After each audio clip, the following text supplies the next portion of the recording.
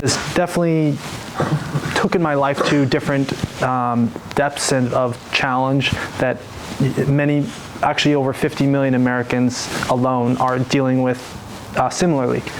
With that being said, I'm here today to focus on a specific topic that really pertains to this organization, Whatcom Clubhouse, which focuses directly to the Clubhouse members and that can provide them with more insight on how to ultimately find and cultivate more happiness for themselves and their own lives.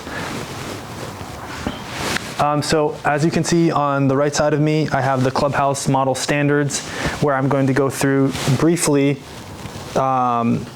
just 4 components: membership, relationship, space, and work order day. And then I'm going to talk briefly about a lesson plan that I created and applied with some of the participating and active Clubhouse members that I think would give you more insight on the astounding results of what can be accomplished when the proper conversations are started and an application of these fundamentals. So let's get started. Starting with the membership. Well, obviously we're all here today because of the Clubhouse model and the Clubhouse organization, and basically it was founded in the 1940s by Clubhouse International, which was a couple of folks who had a mental illness in the 1940s in New York City who were trying to work on their own challenges and their own problems with a mental health condition. And by the guidance of providers, MDs, I think, they had the right opportunities to cultivate and come together and found the Clubhouse International model, which has grown exponentially since the 1940s in New York City. Here we are in small Whatcom County, Bellingham, Washington, and we have, this organization was founded like in June of 2023, I believe, and so my goal is to help give you folks more insight as well as maybe inspiration for those of you who are currently Clubhouse members and direction so that you can utilize some of these ideas and viewpoints that might help you or might not help you. So to start with, the membership-based model, the goal is when you are dealing or struggling with a mental health challenge, a mental illness, depression, anxiety, bipolar disorder, schizophrenia, so many other diagnoses that are out there, the Clubhouse is a place where you can come to find more safety, security, sustainability, hope, faith, and a community that has a big commonality where we're trying to ultimately work on our own recoveries, our own successes, and take what we've learned within the Clubhouse and really expand it outside of the Clubhouse.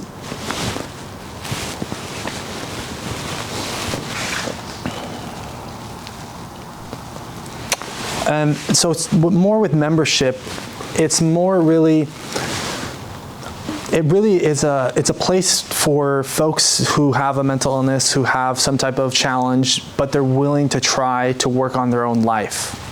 They're willing to work on their own problems and asking themselves, how can I grow and not let something like a bipolar disorder stop me from becoming a dentist or becoming a, you name it. So that's kind of where I'm trying to get at, is where with the right set of people and the right community and the right support, there can be a lot of progress that can be made in this community as well as in the mental health community here in America. So let's see here.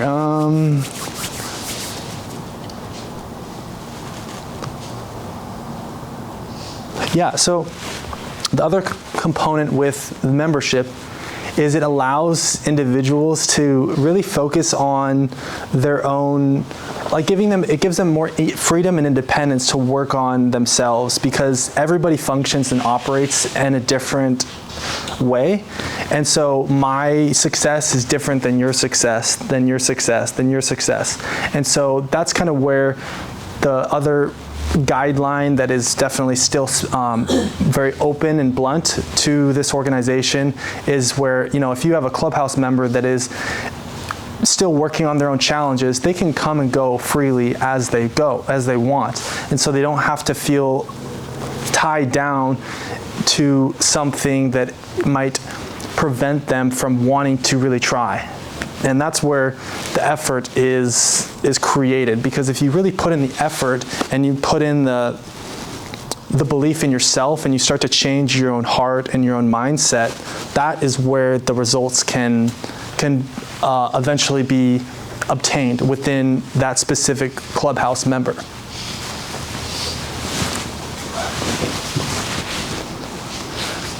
So I think that's enough for membership, but I'm going to go into relationships now.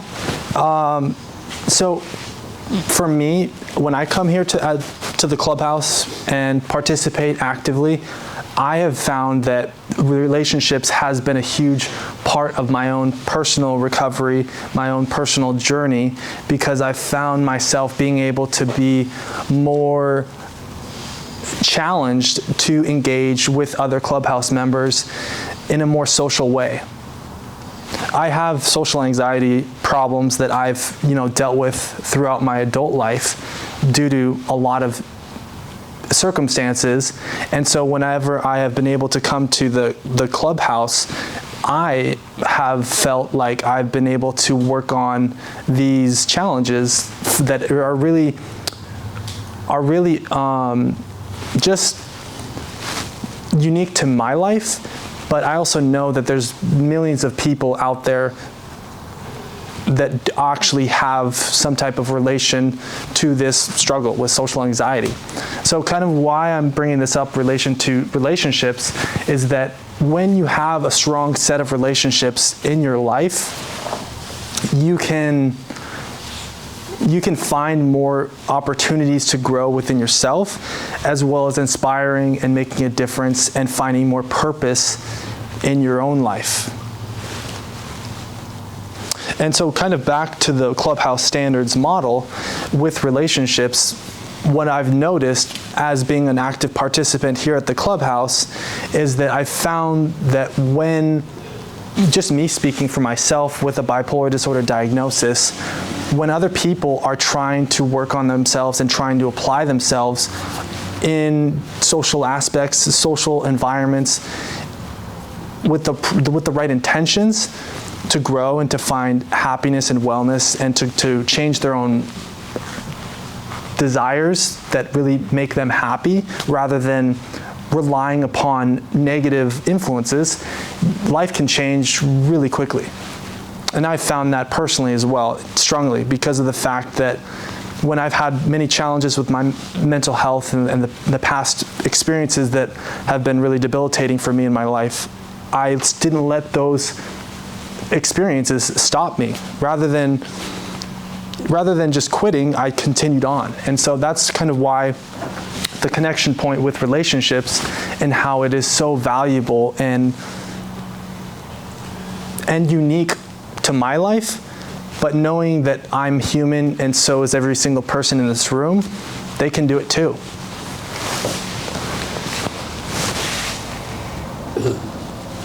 So also another thing is with relationships, it gives people more of a purpose, a sense of purpose. And so at the organizational level within this Clubhouse, it seems like many of the Clubhouse members who are the primary consumers of this organization aren't at that stage or might not be at that stage yet where they're ready to go on to taking jobs, ready to go on to going back to school. And I'm not saying it's not possible, but I'm saying that if you have to recognize what's the current status of what's happening within the organization and the consumers that are utilizing the resources that the Clubhouse offers, that's where you have to approach the strategy for how you approach the whole community in that way. And so that's kind of where you have to just don't get too anxious about, hey, I have to be a doctor in 4 years. That's not going to happen unless you are actually applying a strategic plan towards obtaining that goal, and actually recognizing how much effort and work it takes to achieve that goal. And so that's kind of why I'm talking more lightly, and I'm avoiding employment and education in today's talk.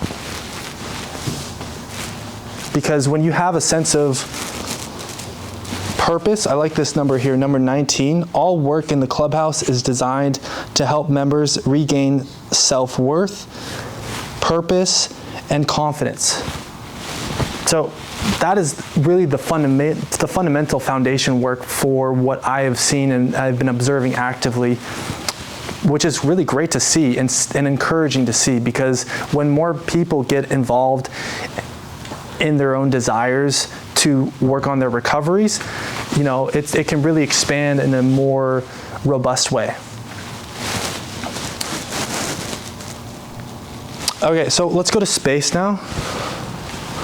So here we are in the Bellingham, Washington, the Whatcom Clubhouse, first ever location.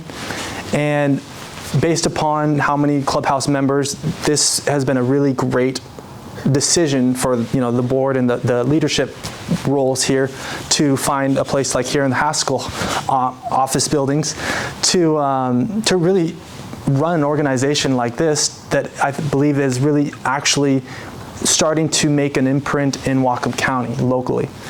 And so why I'm bringing up space? Well, it's on the Clubhouse model standards. And so the other thing that I will emphasize is the importance of having a sustainable space. So, there's people in this world and here locally who might be homeless, who might have not a stable place to live at home. And so when you think about it in that context, the Whatcom Clubhouse is a model that stays open 4 days a week, Monday through Thursday, 9:30 a.m. to 3 p.m. As a result, for that individual who's homeless, or for that individual who's living in an unstable housing situation, being able to come to a place like here where it's safe and it's very calm and it's very therapeutic in a way, that is where they can find that 6-hour block to work on themselves and work on their own problems. But obviously it's going to be coming from their own heart and their own willingness to work on what needs to get done in their lives.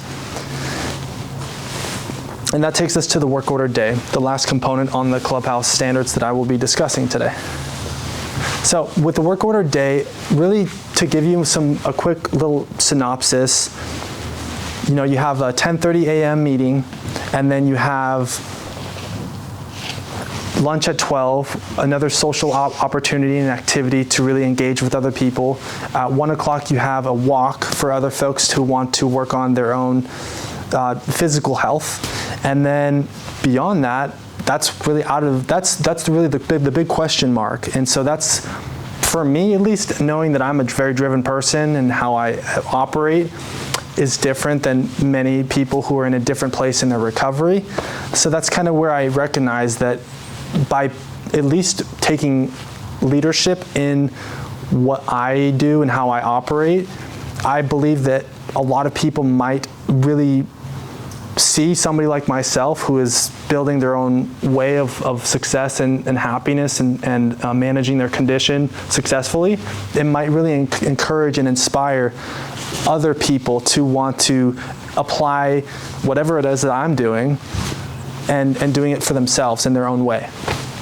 And so that's kind of why the work order day is so important, because when you have more folks like myself who are actually engaged and actually working on specific goals and dreams and objectives on a daily basis and applying it, it really inspires other people to help themselves as well. So that's kind of why I wanted to emphasize the importance of the work order day step that the Clubhouse model standards offers. And that's just here in Whatcom County. There's people in California and Florida. There's organizations that are globally now throughout the different countries that are trying to follow this Clubhouse model standard as well. So that's why it's not just me, it's not just everybody here who's a Clubhouse member, it's not just everybody who's learning about that. There's you know, I don't want to put a number on it because I'll let you use your imagination for that. So let's transition now to the diagnosis and affliction for radical acceptance. This was about a month and a half ago. I decided to just lead a lesson for 15 to 30 minutes with 4 or 5 Clubhouse members. And this is what was astounding to me, the results of what was coming from their hearts and their minds when asking about these questions for growth and for purpose and for defining their success and growth. So I was talking about my book, Come Back to Success, from a chapter, Diagnosis and Affliction, and then the other component is radical acceptance, but the important part of what they have said is all of these things right here. I asked them, what are some of the goals that you want to achieve? And then one after the another said more pride, more self-esteem, better relationships. And then I ended with how can I be more accountable for myself in life? And so I'm bringing these up because this is proof in seeing how a group of folks who are working on their own recoveries in totally different parts of their recovery can still collaborate and come together to find ways to learn from each other. And that is very powerful. And that's why the Clubhouse model is so valuable holistically as well. I will say that holistically because we do not do medical related, mental health related work here, at least at this local Whatcom Clubhouse. And so now, I know that was a lot of information, but in wrapping up of this talk, I would like to ask and invite everybody to pull out their phones and scan on the QR codes a Talkadot review form that's a 2-minute survey, which could provide me as a professional mental health speaker with more insight to improve my speaking abilities. Matt, could you join me on stage, please? And while you're doing that, this is Matt Magaha. He's also on the board of directors, and he's going to be employed here in January. And Matt, could you give your little bit of perspective on the importance of the Clubhouse and how it's helped you grow? Sure, my name is Matt, like Brandon said. You know, I've been part of the board and volunteering to kind of help plan out the Clubhouse for a couple of years now. Stuck with it and really enjoy the volunteering that I do. I see people, you know, I live with a mental health condition as well, and I see people as my fellows that deal with similar things, and it's just an honor and a privilege to help out and be there for other people in the community that are struggling, or just whoever comes through the doors for a tour and whatnot. You know, the Clubhouse has really helped my life because in the past I've had hospitalizations, which some of you might be able to relate to, but I bring that up because now there's a safe place to be where I live locally, and I can stay in touch and make healthy relationships with people that don't have to be in a previous setting, like I mentioned, like a hospital, for instance. And I kind of see it as like the flip side of the coin, where we can have healthy relationships, we can do activities together, go on walks, eat lunch together, you know, and it's just really helped my life. Another way it's helped my life too, I don't have too much more to share, but another way it's helped my life is prior to volunteering for the Clubhouse, I spent a lot of time at home during the day, and a couple of years ago I had lots of appointments, so I had a lot of alone time and probably too much health-wise, I guess, for my mental health. So being involved with the Clubhouse, you know, three or 4 days during the week has really been just an amazing experience. Thank you, Matt. Yeah. Appreciate you. Yeah. We'll take a couple more minutes. If you could give me a thumbs up once you're done with the survey, and then I will wrap up the speech. I'm going to just mention that Brandon, we okayed that Brandon record, so just so that everybody knows, Brandon is recording this.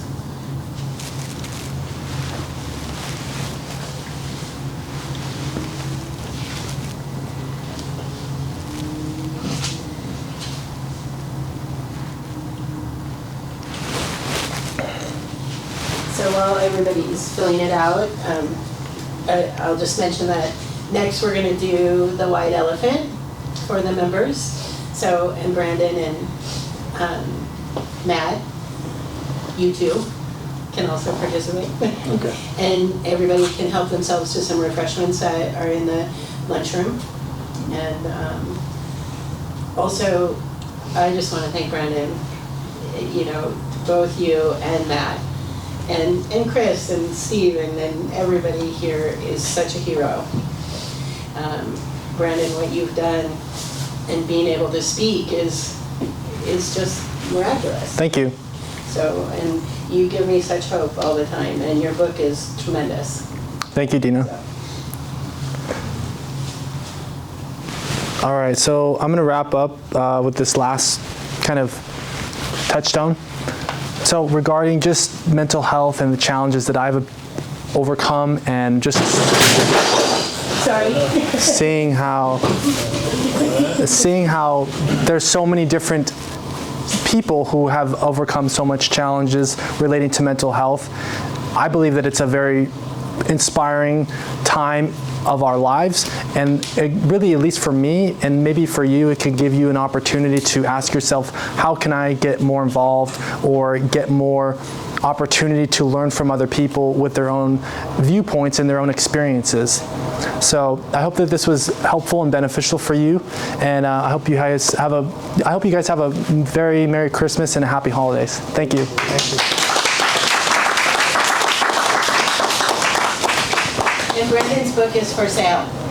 Yes. Thank you so much. Oh, we're going to open it up for Q&A now. Oh, okay. Q&A. Does anybody have any questions? Yeah. Brandon, do you remember how old you were when you first started getting that kind of deep drive to be a motivational speaker? Or speaker in general? As a speaker? Yeah, how young were you when you really...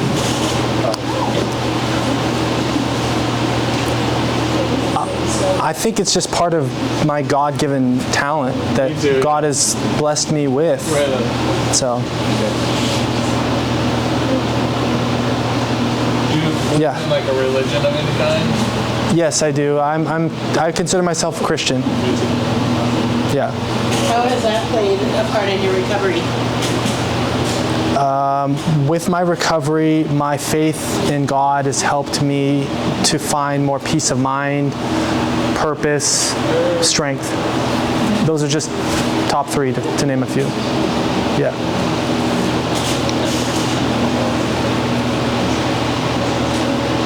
Any other questions? Awesome. Thank you again, everybody. Thanks, Brandon.